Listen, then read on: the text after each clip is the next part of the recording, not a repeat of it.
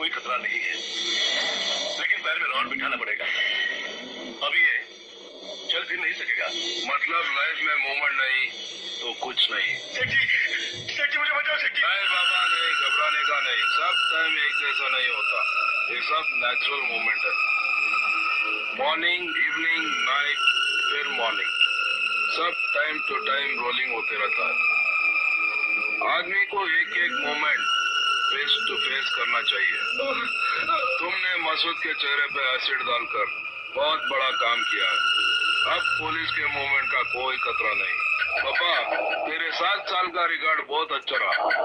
2 अक्टूबर गांधी जयंती के दिन खेरवाड़ी में कांस्टेबल शर्मा का पहला मर्डर। 19 नवंबर को अरेस्ट हुआ, 3 दिन का रिमांड और 23 नवंबर को जमानत।